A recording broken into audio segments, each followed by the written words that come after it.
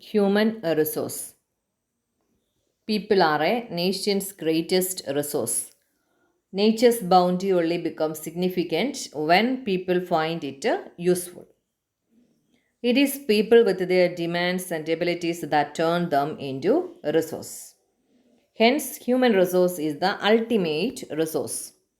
Healthy, educated, and motivated people develop resource as per their requirements. This lesson that tells us about people as an important resource. They play a pivotal role for a country's economic development. Nature's resource or natural resource becomes significant only when people find it useful. People with their skill, they develop all these resources in a way it will become useful. Hence, we can say that human resource is the ultimate resource. Then, what are the good qualities of a human resource?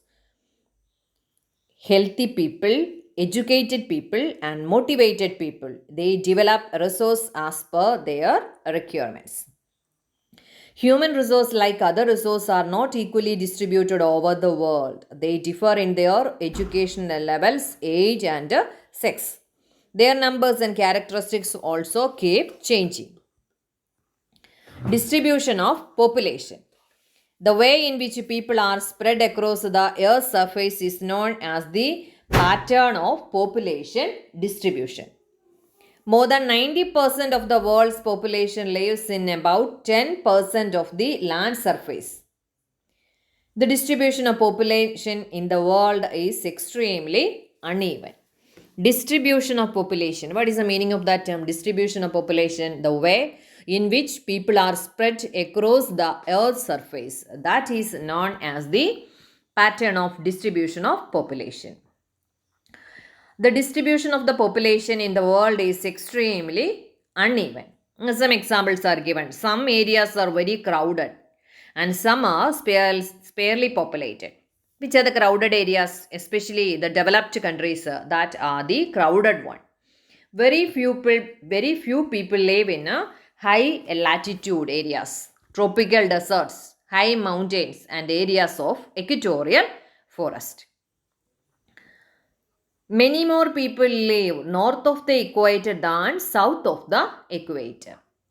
Almost 3/4 of the world's people live in two continents of Asia and Africa. 60% of the world's people stay in just 10 countries. All of them have more than 100 million people. And one picture that is given in your textbook of figures 6 to world's most populous countries. And from that figure, we can conclude that the most populous country in the world is China. Then the second position, India. And the third one, USA.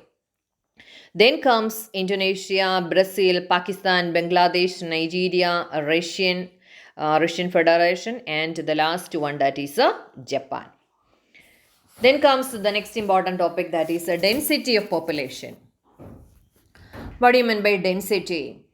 Population density is the number of people living in a unit of area of the earth surface. And normally it is expressed as per square kilometer. Then comes what are the main factors affecting the distribution of population. Three important factors are there: geographical factors, social, cultural, and economic factors. Then geographical factors, the first factor is topography. People always prefer to live on plain areas rather than mountains and plateaus. Why it is so?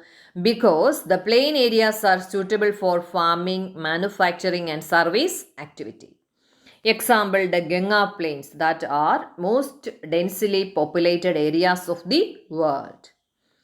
While the mountains like Alps and Himalayas that are sparsely populated. Then comes the second important factor, that is climate. People usually avoid extreme climates.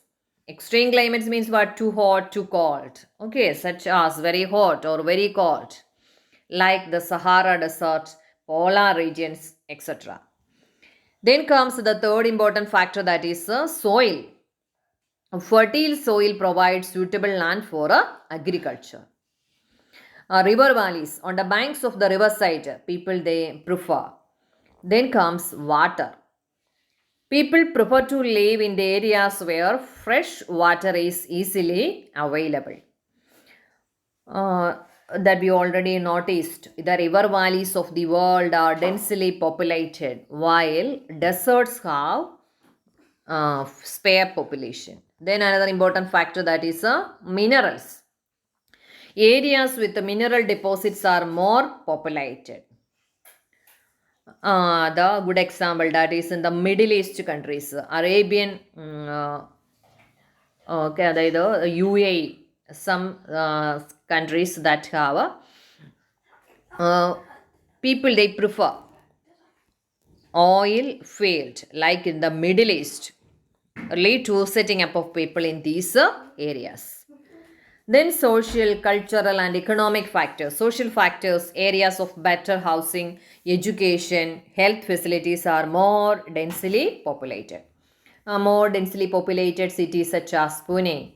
Then another example, that from the state of Karnataka, Bengaluru.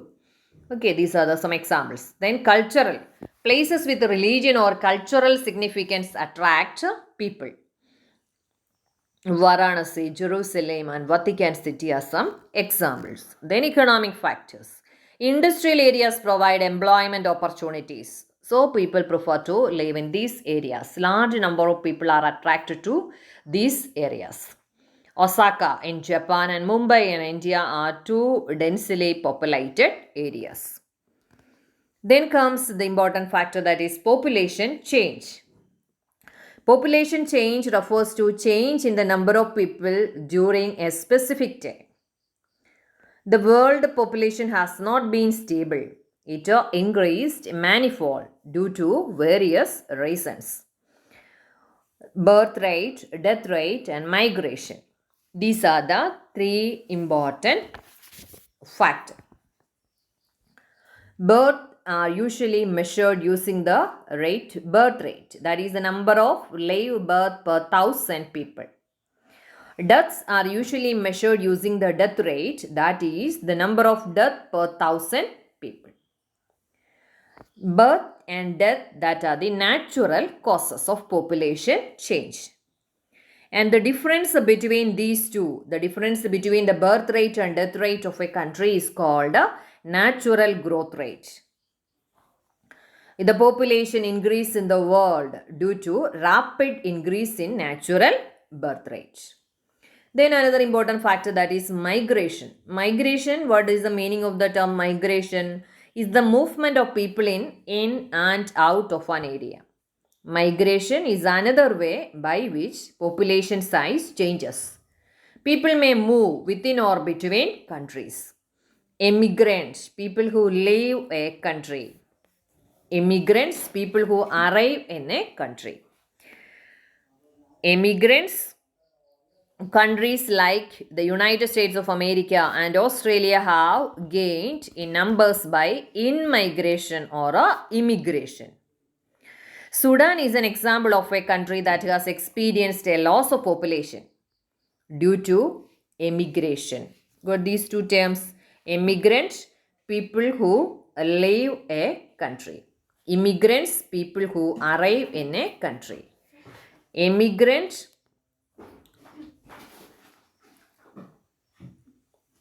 good example, that is Sudan. Sudan is an example of a country that has experienced loss in population. Loss in population. Sudan. Then immigrants. Countries like the developed countries, especially United States of America and Australia, have gained in numbers by immigration. Okay. Then comes pattern of population change. Rates of population growth vary across the world. The world's total population is rising rapidly. Not all countries are experiencing this growth. Some countries, Kenya, have high population growth rate. High population growth rate means what? They had the high birth rate and death rate. With the improving health facilities, death rates have fallen, but birth rates still remain high, leading to high growth rate. Then comes population composition. To understand the role of people as a resource, we need to know about their qualities. People vary greatly in their age, sex, literacy level, health education, occupation, and income level. Population composition refers to the structure of the population.